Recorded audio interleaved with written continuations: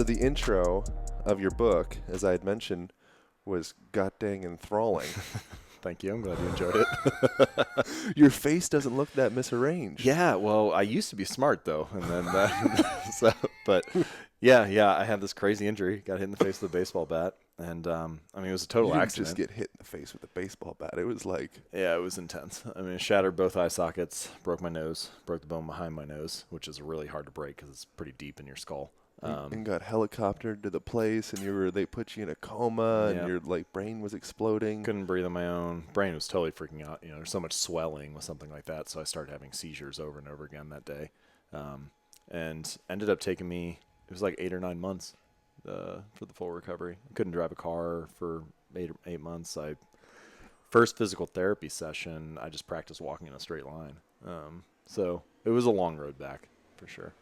How did that play into the habits? Well, I mean, in a sense, my hand was forced. And what I mean is that, like, when you're in a situation like that, I couldn't just flip a switch and be better. I had to start small. And so that was maybe the first time that I really had to internalize this idea of just getting a little bit better each day. I mean, I wouldn't have said that at the time, right? Like, I didn't have a language for it. I wouldn't have said, I'm just trying to get 1% better. But effectively, that's what I was forced into doing because I had to just try to find some small signal of progress or positive improvement I was making each day. And then eventually, over the next 5 or 6 years, I was able to kind of live that out and make my way back and have this good career with baseball and all that type of stuff. Yeah. What is getting 1% better? Because the idea sounds really great, but then what that actually tangibly what's that ends up translate looking to? Like, it's like, Yeah. I think it's more, you can consider it more a heuristic or just like a way of thinking about it. You know, like you're not looking for massive improvements. You're just literally trying to make sure you never end a day without finding something that you can improve on. And usually it's something small. I mean, it might be like, how you design the room so that you're more, I don't want to say triggered, but prompted to do the right thing. So for example, if you watch too much television, well, walk into pretty much any living room in America. Where do all the couches and chairs face? They all face the TV. So it's like, what is that room designed to get you to do? Yeah. So there are a variety of things you could do there. You could like take a chair and turn it away from the television. You could take the remote control and put it in a drawer. You could put the TV behind like a wall unit or a cabinet so you're less likely to see it. You could also increase the friction of the task. So you could like take the remote control, the batteries out of it, so that it takes an extra 5 or 10 seconds to turn it on. And you're like, do I really want to do this? Or am I just like mindlessly turning it on? You could unplug the TV and then only plug it back in if you can say the name of the show that you want to watch. So you can't just like turn Netflix on and find something. And if you really wanted to be extreme about it, you could take the TV off the wall and put it in the closet and only take it out if you wanted to watch something bad enough to set it up again. I had one reader who she and her husband got rid of their TV, and their metric was like, if we don't care enough about this game to drive 15 minutes and go to the bar to watch it, then like we probably shouldn't be watching it. But my point there is that all of those are examples of like 1% improvements. Now, none of them mathematically you could quantify and be like, it's exactly 1% better, but they're all small shifts that nudge you in the right direction. So it's kind of like a philosophy of living rather than like a calculation. Seems like we waste so much time. We don't realize it. Yeah. In those times where you're flipping through the channels, like if you were to add all that up in the end of the year, it's got to be it's crazy. A lot. Yeah. Think about your phone, right? The average person, it goes up, this number goes up every year, but now the average adult checks their phone over 150 times a day. And one thing I've noticed, I've started keeping my phone in another room outside of my office until lunch each day. So I at least get like a 3 or 4 hour block of time where my phone just isn't around and I can focus. And what's funny is that if the phone is next to me, I'll pick it up and check it just like everybody else. I'll look at it every 3 minutes or whatever. But when it's not in my office, when it's in another room, it's not far away. It's only like 45 seconds away. I just got to go up the stairs and go to another room and get it. But I never go get it. And so it's like, well, I was checking it all the time when it was right next to me, but I never wanted to use it enough for it to be worth 45 seconds of work. And I think there are a lot of things in our life, especially with modern technology, that are like that, where they're so convenient, so frictionless, so easy and obvious that we fall into them even though we don't really want them. We just want them because they're so easy. And so if you can increase the friction just a little bit, make it a little bit harder to order takeout food, a little bit less likely you pick up your phone, a little bit less likely to turn on the TV, then you'll often do the thing you actually wanted to do, like sitting down to write an article or to think about some project that was important to you. It's not that you don't want to do those things. They just aren't quite as convenient and frictionless, and so you don't opt for them. But the issue with being an adult is you don't have a mother or father figure to put your phone upstairs. You know, so I love the idea. Yeah. And then I'm like, well, I'm just going to grab my fucking phone. I'm not going to do it. So what's like the golden bridge to making that connection happen? Well, so there are, well, first of all, you're just raising the issue of the importance of an accountability partner. And in a lot of ways, that's what parents are. They're a method, or a coach is a method of keeping you accountable when either you wouldn't do it yourself or you're not aware of it yourself. So, I mean, that's one method, is hire a coach. Now, it may not work for everything. It may not work for keeping your phone in another room. Probably pay for a coach would be of value. Yes. Like one of my favorite examples of this is Atul Gawande. He was a surgeon, is a surgeon. And he hired a surgeon who did the same kind of operations as him and had just retired to be his coach and review the video from his surgeries and tell him where he was making mistakes and what he could improve on and so on. He just wanted a third party. And doctors don't usually do that. But my point is that you don't just need to be an athlete to have a coach. Pretty much anybody can have a coach. Like, find a mentor, find someone who's been great in your field, and then have them critique you. Pay them to be aware of your mistakes, the things that you would overlook. So that's one method. But the second method, and this is useful for pretty much any habit, is that you can use what I call a commitment device. Psychologists call it a commitment device. So let's take the phone in the other room example. You're like, well, that would be good, but I wouldn't actually do that. Well, what you can do is use a commitment device, which is a way to lock in your future behavior. And so one example is they make these Tupperware containers that have a lock on them. And so you like time it. You can, lock this for like 10 hours. Neil Strauss uses that when you can't get the cookies or whatever. Yeah. Well, imagine if you go to sleep each night and you put your phone inside the lockbox and you program it so it can't be opened until, I don't know, whatever you want, 10 a.m. the next morning, noon the next day, whatever. And so then you go to sleep. Maybe you have to get a regular alarm clock, which is going to cost you, $8 on Amazon or whatever. You wake up in the morning, you do your morning, you can't even get to your phone. And then it gets to lunchtime and you can take it out. And of course, the exact details of this are going to differ based on your job and your circumstances and how quickly you need to get to it and all that stuff. But that's one way to do it. Also, a lot of people have multiple phones now. They'll have their new one and then they got like the old model or whatever. Trap phone. Yeah. Well, you can. Everybody should have several trap phones. The burner. You could delete all the apps off of that. Delete the internet access. You no longer have take the SIM card out if you want, right? And just use it as an alarm clock, or use it as an emergency phone to call friends and family if you need it, but it doesn't have any of the other stuff that you would use it for. So you've got like an out if you have to use something at 8:30, but you can't usually get access to your regular one. And there are a bunch of ways to use a commitment device like that. We were just talking about sleep before we hopped on and started recording this.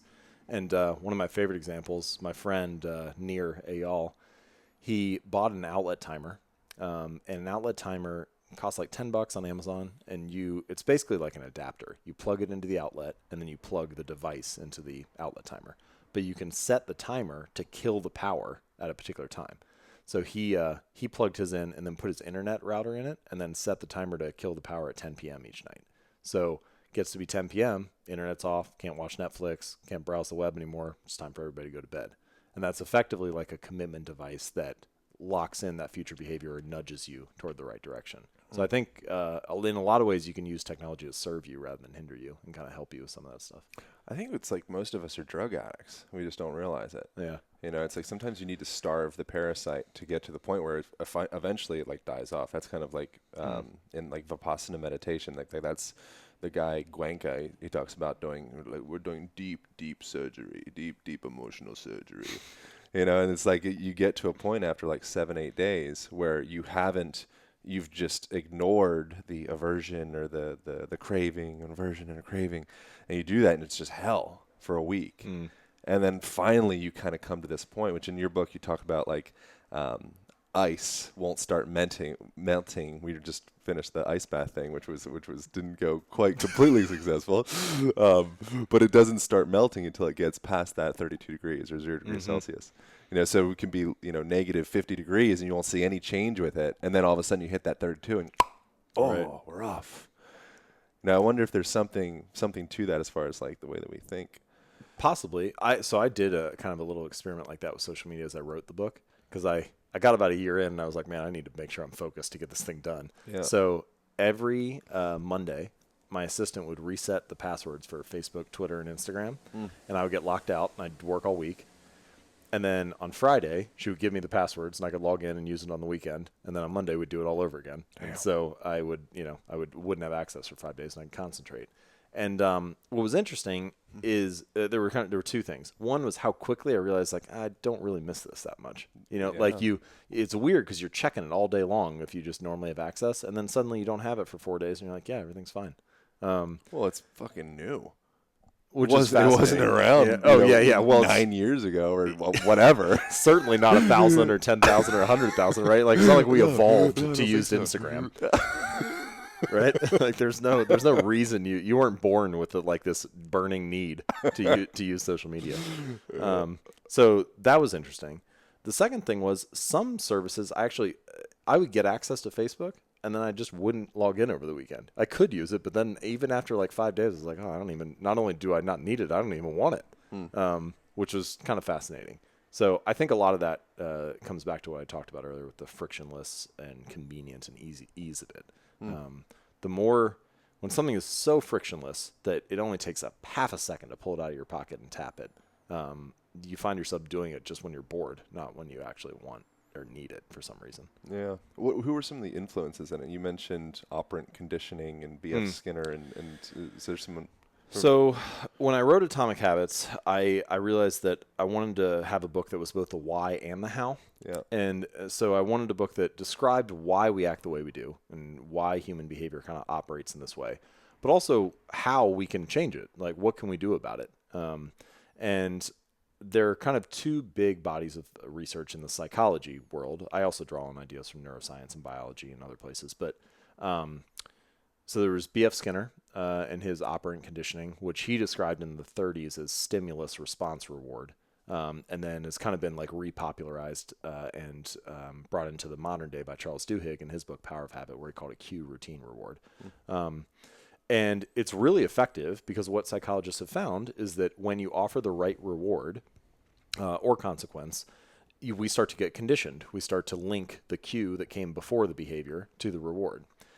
But then there's a second body of research by cognitive psychologists that found out that your moods and your emotions and your beliefs can also influence your behavior in a big way. And behavioral psychology didn't really account for that as well. It was like, no, you just show people the cue, like you have the light flashes, and then the rat presses the lever and they get a pellet. And it's like light flash, that's cue. You press the lever, that's the habit, and then you get the pellet, that's the reward. That should be the whole thing. But it turns out in humans, what you believe and how you interpret the cue can have a big influence on how you respond. And so I wanted to have a model that I felt like mapped those two together. And you see this in many different areas. So like take politics is a really easy one. You could have a news station run the same story, and a liberal and a conservative see the same thing, but they run it through a different filter. They interpret the cue in a different way, and so they respond totally differently. And it's true even on a more basic level. You, the individual, can respond to the same cue in different ways. So like the model that I mentioned in the book has 4 stages: cue, craving, response, reward. And say you walk into a kitchen and you see a plate of cookies. That's a cue, visual cue. It doesn't have to be visual, but it often is. Then maybe your prediction, if you're hungry, is, oh, those are going to taste good. I should eat them. So you predict it as being attractive. You crave it. You take the response. You eat the cookie. And then you get the reward. Tastes good. It's sugary. But you could just as easily be in a different state. So your prediction depends on your current state. So let's say you just finished eating dinner in the other room. And you walk in. You see a plate of cookies. Same cue. But now you think, oh, I'm full, I'm stuffed, I don't want to eat anything. So your state has changed, which means your prediction changes. And so then your response changes. You don't eat the cookies and so on. And this happens all the time. I felt like it was really important to have a model that discussed how habits worked and accounted for both of those. It accounts for the importance of the cue and the reward, but it also accounts for the importance of your prediction, your beliefs, how you interpret those cues, and how your thoughts, moods, and beliefs can influence the action that follows. Within the whole operant conditioning thing with Skinner feeding the pigeons, I think was one little gizmo. The most impactful factor was the variability, from my understanding. Right? Yeah. And that's what social media does so immaculately. So social media, video games, many digital creations can do this thing that's very hard to have in the real world, which is they can offer the ideal rate of variability. They can give you a reward randomly, but on average, it happens about 50% of the time. So about half the time you get what you want, and half the time you don't. And that is like an incredibly tempting thing for the human brain. It leads to the greatest dopamine spike, and it drives you to repeat things again and again. There's actually, this is a footnote in the book, but it's an interesting story about how Skinner came across that. So when he was feeding pellets to the rats or food to the pigeons, he had to hand press the pellets. He had a little device, and he was running an experiment one day, and they were running low on the food stuff to make the pellets out of. And it was like a weekend or something, and he didn't have time to go get some. So he was like, I don't want to stop this experiment in the middle of it. So he just started making he had fewer pellets, so he started skipping occasionally. He wouldn't give them one, and then he'd, to space it out so the experiment could, and then he ended up finding out by running low on food that, wow, not only does it still work, they actually respond more. Got a bunch of when rat it crackheads. varies. Yeah. And so, this is one of the things that makes video games. There are many things that video games employ, but I think there are two things in particular that make them so addicting or drive to habitual behavior. One is they can vary the pace of rewards. So if you're crushing it and doing really well on a level, well, you're going to see fewer power-ups and you'll face harder challenges and so on. If you're doing poorly, maybe they'll throw a couple things your way and help you make your way along. But they want to keep you on that razor's edge of making progress. And the second thing is immediate feedback. You have a counter in the top corner that's always going up. You're collecting more rubies and coins and whatever. Even the pitter-patter of steps as you're running through the level is a signal that you're making progress. And so video games are really good at varying the amount of rewards so that you're in that peak state and giving you immediate positive feedback to show that you're making progress. And we can translate both of those to daily life and habits, which is that if you can find a way to signal that you're making immediate progress, it's very motivating to stick with it. Living on that razor's edge and having the perfect amount of variable rewards, winning just enough to stay motivated, losing just enough to stay challenged, that's really hard in daily life, but it is possible. And I think a lot of the time when you're there, you kind of get in this flow state. Imagine that you're playing tennis and you play against someone who's a professional, like Roger Federer or Serena Williams or something. It gets pretty demotivating quickly because you lose every point. If you play against like a child who's like 4 or 5 years old, well, that gets demotivating because you win every point. It's not exciting. But if you play against someone who's your equal, you win a few points, they win a few points, you have a chance to win, but only if you really try. That's super motivating because it's kind of like a variable reward. It's kind of like you're on that razor's edge. So it can happen, but that's harder to do. But anyway, immediate progress and variable rewards are really good ways to build habits. It's kind of like why people oftentimes will go through kind of a crisis once they achieve their goal, because what kept them going each day was that variability. I'm like, I almost once you're like, cool, I won the Stanley Cup or the whatever. I'm like, what else? I based my whole identity around this. Now I'm on the top of it. I'm like, ugh, emptiness. I call this like it's like a yo-yo effect, You train for 8 months to win the half marathon or to run the half marathon, then you do it, and then the race isn't there anymore to push you along, and so you're like, well, why am I still motivated? Why am I working hard? And so then you stop running, and then you turn around 3 months from now, you're like, man, I haven't run in 3 months. Like, I need to get back on track. So you kind of like yo-yo back and forth between working and not, and that's one reason why I feel like. And this is a core philosophy in the book, that you do not rise to the level of your goals, you fall to the level of your systems. And part of the point of that philosophy is to be more process focused, to have like this kind of long-term goalless mindset of just you're focusing on endless refinement and continuous improvement. And mastering your craft and showing up every day and just like being in it rather than achieving a particular outcome like publishing a book or running a half marathon or whatever. It's not that any of those things are bad. They're just points along the curve. And if you embrace this kind of endless refinement philosophy, this systems-oriented approach over a goals-oriented approach, then you have a reason to keep moving even after you cross off each goal. Yeah, the other thing I really liked in the book was orienting yourself around your identity as opposed to the goal or the objective, which I don't think that's the language you used exactly, but or maybe it was. But that Similar, yeah. Yeah. Can you talk about that a little bit? So the way that I define this is that we have like outcome-based goals and identity-based habits, outcome-based habits, identity-based habits. Yeah. So usually when someone goes about the process of trying to change, they think about the outcome they want to achieve. You know, I want to lose 20 pounds or I want to make 6 figures this year or whatever.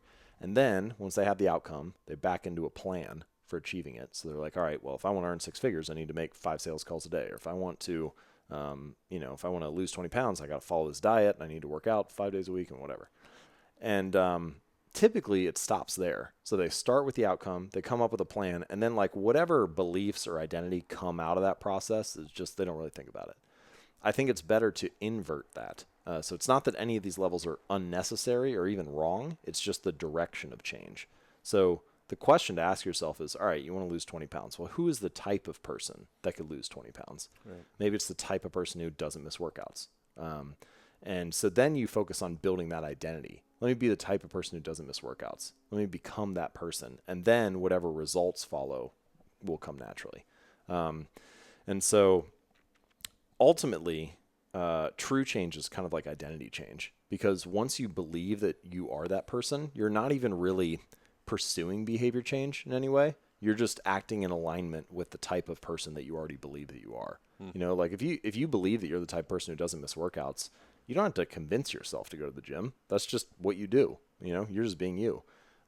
It's one thing to say, like, I'm the type of person who wants this. Something very different to say, I'm the type of person who is this. In the book, I give the example of smokers. You know, like you have 2 people who are trying to quit, and you offer them both a cigarette, and one person says, oh, no, thanks, I'm trying to quit. And then the second person says, oh, no, thanks, I'm not a smoker. Yeah. Same behavior. They're both turning down the cigarette, but the first person still identifies as a smoker, and they're trying to do something that they're not. They're trying to be something that they're not. The second person is like, oh, no, thanks, I'm not a smoker. They no longer identify as the type of person who smokes. And it just signals a different level of change. And it becomes much easier to stick to a habit once it feels aligned with your identity. Yeah. It's interesting with like drug addicts. Like I was with some folks just a couple days ago that I had mentioned, they were talking about I mentioned to you at dinner, and they were talking about like, you know, once an addict, always an addict. You know, like I'm sober, but I'm an addict. And it's almost like they're like defensive around that. Like, no, listen, right? Yeah. I am an addict. Like they, maybe not like they want to be it, but like they still identify as it, right? They're not willing to give it up. Yeah, and so from their perspective, it's almost like it's helpful for them. That's kind of like the model of AA. It's helpful for them to proclaim that and kind of hold on to that and then work from there. And in my mind, I haven't been able to wrap myself around like that being like the wholest, healthiest approach, but I don't understand enough of it to really have an opinion. So I'm not an expert on addiction, and it's possible that it's a different beast, that it's like the way that I think about it is it's like a spectrum for any behavior. So you have an individual behavior, then if you repeat that a bunch of times, you kind of move down the spectrum, and at some point you cross this threshold where it becomes a habit, and you could do it more or less automatically. And then if you move even further along the spectrum, you get to addictions, which are behaviors that you continue to repeat despite negative consequences. You know it doesn't serve you, but you still can't stop. And I think there's something about the brain's circuitry or about the feedback loop of those 4 stages that I mentioned that's kind of broken there. Like you see the cue, you still get the craving, you take the response, but you don't have a reward. You actually have like a consequence or a pain, but yet you still can't turn it off. So I don't know. I'm not sure how identity plays into that, but I have heard that from multiple addicts that they are sober or clean, but still are an addict. And so I'm not sure what's going on with that process. It's complicated for sure, but I think that the good news is I think that addiction is a separate category from breaking bad habits. So like if an addict feels that way, it doesn't mean you have to feel that way about all your bad habits. That those can be, you can still learn and adjust them. What do you presently struggle with? Well, I mentioned this to you at dinner, but one of the ones that's been challenging for me is a power down routine and getting ready to go to sleep each night. So I kind of have this, you had told me something I didn't realize about, like, your hormones kind of are getting ready for sleep. Yeah, they get spiked up. And then if you're not going to bed right then, if you're not kind of powering down, you just use that additional, that shift in biochemistry and put it toward work or put it towards Cat some other videos. thing. Yeah. I want to see them all. So I have this thing though where, like, I get a second wind around like 10 p.m. and I kind of do an extra hour or two or maybe even 3 of work. Yeah. And I don't cheat myself on sleep. So if I go to bed at midnight, I'm not getting up till 8, or if I go to bed at 1, I'm not getting up till 9. And I know that I do good work, or I'm able to focus well when I wake up earlier. So I would like to be up at 6 or 7, but it's not the sleep that's the problem. It's the power down routine. What have you found to help, or are you flailing on that? Well, so I've started to think through this a little bit, like what could I actually do to improve this? And I think it's instructive and a good example of how to think about improving pretty much any habit. So the first thing that I think you should do, or I should do, is to check off a variety of these, what I would call one-time actions that can pay off again and again in the future. So I already gave one example earlier about the outlet timer. So it's a one-time choice. You buy the timer, you set it for 10 p.m. each night, kills the internet, or kills the television or whatever. Another thing that you could do, though, there are like a variety of these one-time choices or investments that could make the habit of powering down or the habit of sleep more effective. So split test different mattresses, figure out the one that leads to the best night's sleep for you. Buy that one-time investment, helps you out every night. Buy blackout curtains so that you can sleep in an entirely dark environment. Purchase earmuffs or earplugs or something so that it can be quiet if you live in a noisy city or something like that, or when you're on the road. Buy a sleep mask so that you can sleep on the airplane or in the hotel room. You could also get some of those, there's like the chili pad and some of those other things that can cool the bed so that the temperature is more ideal. But the point here is that the first step, I think, is to take some of these one-time choices that make all the future choices easier. And once you've done that, once you've like primed the environment for success, then you can start to worry more about, okay, do I need to set an alarm on my phone for 10:15 every night to remind myself, like, hey, it's time to go to bed, in addition to having the outlet timer and stuff like that. Some of the choices you've made just in your apartment, like having the salt lamps or the candles rather than using actual lights at night to kind of help yourself power down. And I keep self-care stuff all over the place. So that's another really powerful way to power down is as you do, like, foam rolling your hips, or I'll put like a kettlebell around my guts, or you put a band around, like, floss out my viscera, my guts. That's directly connected to actually starting to downregulate your nervous system. So when you get that slow, deep pressure from a massage, most people will start to kind of like conk out, as opposed to like a stimulating, vibrating kind of session that will wake you back up. That's like pre-game. So just that's another little thing people can have. So I think and this is part of my philosophy for habits in general. The reason I chose the phrase atomic habits for the book, there were like 3 reasons. The first is the word atomic can mean tiny or small, like an atom. The second is that the word atomic can also mean the fundamental unit in a larger system. So like atoms build into molecules, molecules build into compounds, and so on. And then the third and final meaning is that atomic can mean the source of immense energy or power. And I think that if you combine all 3, you kind of get the narrative arc of the book, which is, if you make these tiny, small changes and you layer them on top of each other, like fundamental units in a larger system, then you can end up with a powerful result. And I think that that's kind of what we're talking about here with the sleep habit, is this idea that the holy grail of habit change is not a single 1% improvement. It's like 1,000 of them. And you just take all these little choices. You got the salt lamps and the candles. You've got the deep tissue massage, or the deeper massage for your viscera. You've got a mattress that works really well for you. You have blackout curtains. You've got earplugs or a quiet environment. And once you start to stack all that stuff together, you add in the outlet timer and maybe an alarm or a reminder to go to bed. Now all of a sudden you've got like 17 reasons that are all moving you toward the right or desired thing. And I think that if you look at people who stick to good habits for the long run, it's often because they're in an environment that makes those choices easier. And so you can, rather than being like the victim of your environment, you can be the architect of it, right? You can like design a space for yourself that feels vital and encouraging rather than something that hinders you. Yeah, it seems like if you can maintain joy in your daily existence, that's like really powerful wind in your sails. You know, if you're doing everything, you're like, okay, I'm forcing myself into creating this habit because I think I'm told it's the better thing to do. Like if you're in that, like it's probably really hard to change your habits. The metaphor I use is like a garden hose. Like imagine you have a garden hose that's bent in the middle and you got a little bit of water trickling out. And if you want to get more water to exit the hose, you have two options. First option is just crank up the valve, force more water through. But that increases tension in your life, increases friction. Right. The second option is just remove the bend and let the water flow through naturally. And that reduces tension, reduces friction in your life. And a lot of the time, the conversation about how to achieve your goals or how to change your habits is the equivalent of crank up the valve. You need more persistence, you need more grit, you got to work harder, you need to grind, you need to hustle. And there's a place for that stuff, but it's not the long-term path. And it increases tension and friction. So the long-term path is, yeah, you want to be a type person who works hard. You want to be a type person who can persevere and who has grit, but you want to be doing it in an environment that is aligned with your goals, that is set up and designed to make that stuff easy. The way that I phrase in the book is you want to make it easy to do things that pay off in the long run.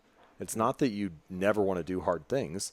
What you want to do is make it as easy as possible to do the thing that delivers the greatest payoff. It's not easy to step in a freezer or to do the sauna, right? But it's only hard for the first 3 minutes. And if you can make it 2 minutes. as easy as possible to do that thing that gets you a payoff, then you're starting to live in an environment where peak performance is more possible. At what point do you get tired of talking about habits? Like what's next on the docket for you? Well, okay, so that's a good question. I haven't gotten tired talking about them yet, but Thanks for us. I do think that there are other things that are also important parts of the equation. So I've got a variety of other interests, like about incentives and consciousness, and I really like financial independence and early retirement and kind of all the stuff that's going on in the FIRE movement. So there's like a bunch of things that are like outside of that space that I'm interested in. But the related to habits, I think decision-making is another thing that's crucial. So habits and decision-making, I would consider like the two pillars of living a successful life. And the way that I think about it is that decision-making, your choices, set the trajectory that's available to you or the potential that's available. So as an example, let's say you're an entrepreneur and you can make an initial decision to either start a local pizza parlor or you could start like a technology company, a software company or an email marketing service or something. So if you kind of map out this dotted line of like what the scale is or what the potential is of those two decisions, you might see that the software company has like a much steeper curve or much more hockey stick curve. So it's got greater potential or greater leverage. But your habits determine how far you walk along that curve. So it's possible that you could start the local pizza parlor and end up as a much more successful entrepreneur if you had really killer habits because you're capturing more of that potential. And of course, what we ultimately want is to both make great decisions and have great habits. And so I think that there's an opportunity to talk about that, about the importance of initial decisions and of decision making and choices, and how to pair that nicely with great habits so that you can both create greater leverage and potential for yourself and capture that by executing and showing up each day. Yeah, you've read The Dip, I'm sure. Yeah, Seth Godin? Yeah. Yeah. That's an interesting thing, is to know whether you should stick it out when you're in that dip experience, or like, is this some bullshit and I should drop this? And I think there's so many times where it's just like, that's like the relevant conversation. Like once you get on the other side of the dip and things are going your way, it's like, of course, it all makes sense. Yeah. Everything's like easy and logical in hindsight. Yeah.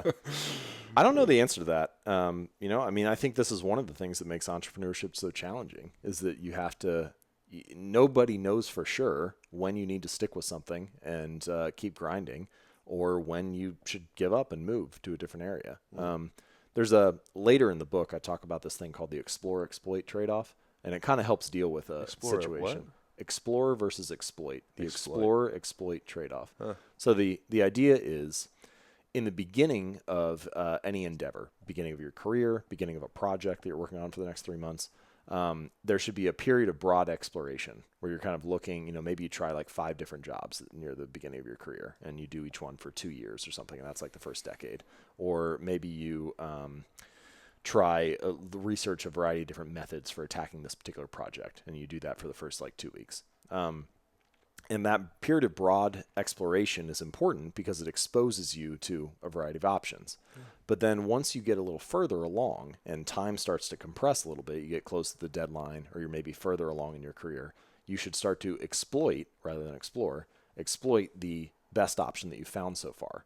There are a lot of people who've applied the same methodology. I think there's someone who even calculated the math of it for dating to see like how many people should you date broadly in the beginning to kind of learn what's important to you and learn what type of personality you resonate with and learn the person that matches up well with you. And then at some point, once you come across somebody that seems to be a good fit again, well, then you should start to commit to that person rather than continuing to explore endlessly. Anyway, the point here is that it provides one method for dealing with this inherent trade-off that you're talking about, which is how do you know when you're in the dip? How do you know when you're supposed to keep working on something versus give up and move on to something else? And so one answer is early on, really broad funnel, and then later tight filter. Yeah. And another answer or way to look at that with the explore exploit thing is the more that you're winning, the more you should exploit the option that you have. The more that you're losing or don't feel like you're getting those results that you're looking for, the more you should explore. So the way that was phrased to me early in my entrepreneurial career, which helped me a lot for the first 2 years, was try things until something comes easily. So like keep exploring. And then once you start to get something with, I tried probably 4 or 5 different websites before I launched jamesclear.com. And as soon as I launched that and started writing about habits and I was doing like 2 articles a week, the growth rate on that site was way higher than anything else I had tried. I don't know why. It was just a different topic for whatever reason. Maybe my skills were a little better then. Maybe it's just the right time to write about it. But it took off much faster than everything else. And so I was like, oh, okay, I've explored broadly now. Like this is the thing that I should double down on. Yeah. So yeah, that's one way of dealing with that. It's kind of like specializing athletes from children. You end up really like paralyzing them in a way. You don't allow that matrix to really become interconnected because all they did was that one stroke with the tennis racket, 10,000 times. But allowing yourself, it's actually like I think a lot of times people will be, early 20s or early 30s or whatever, early something, and feel this innate obligation to have the thing. And it's actually kind of like almost like a load off in some ways to not have the thing. If you can look at it from the perspective like, oh, this is dope. I get to explore. I don't have to fucking coop myself up in a apartment and write a book. Yeah. Takes the pressure off you. I don't need to be making $100,000 by 30. Like I'm just allowed to explore things. Yeah, I'm going to and Belgium and drinking beer. Yeah. It's all right. Yeah. I think that period of exploration is crucial. And ultimately, the weird thing about it is that it ends up being a good method for getting better results in the long run. I wrote this article about first principles thinking, and it's just this idea that, distill things down to their fundamental pieces for what you know is true about a particular problem or area, and then build back up from there. It's like you break down the castle into all the little Lego blocks, and you see what the blocks are, and then you're like, oh yeah, we could take this and build it back up and make a car out of it. And one way to think about that, or one example that I really like, is Gutenberg and the printing press. So there had been printing presses before his. There had been like, little metal letters and things like that you could actually like print something. But what he did was he brought in this special device. I think it was like this corkscrew kind of press from winemakers, totally different industry. And that was what allowed him to like press rapidly. That was what changed the whole game, what changed the speed of it. And then, of course, ended up being one of the most world-changing inventions because of the dissemination of information and things like that.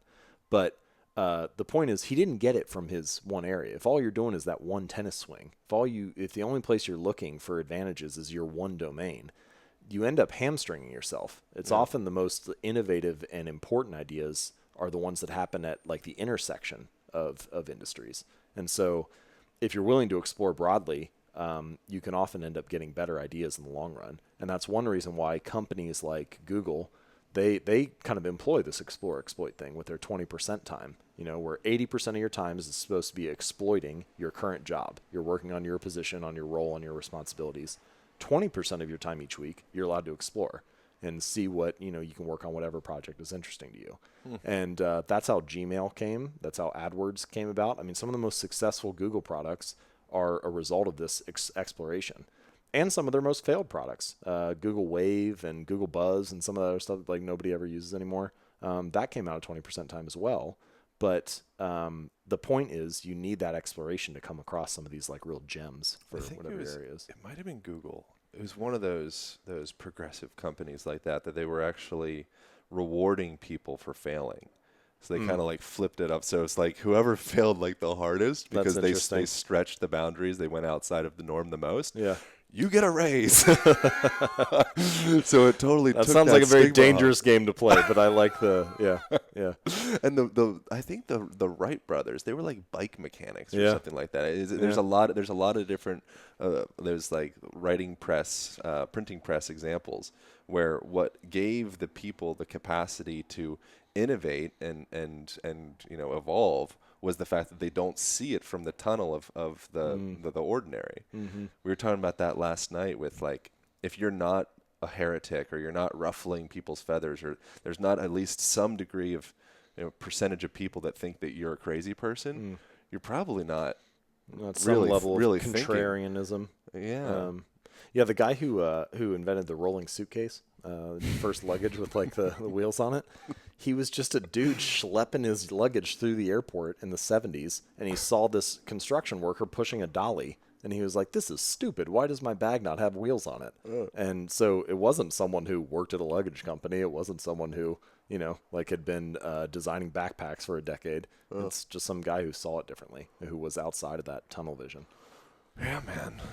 You got to run. You got other obligations here. What's your trip like in LA? How long are you in town? Yeah, so in town for 3 or 4 days, doing a variety of interviews about the book and jumping in a sauna every now and then. Jumping in the saunas. Yeah. Good. Thanks for the experience. Of that course. was cool. Yeah, anytime, really enjoyed it. How do people learn more? How do people get books? How do people do all this stuff? Yeah, okay, so the book is called Atomic Habits, an easy and proven way to build good habits and break bad ones. And you can find it at atomichabits.com. The book is there, but there's also some bonus guides. Like there's a guide on how to apply the ideas to parenting. There's a guide on how to apply the ideas to business, templates and worksheets for tracking your habits and other stuff. But anyway, all that stuff's at atomichabits.com.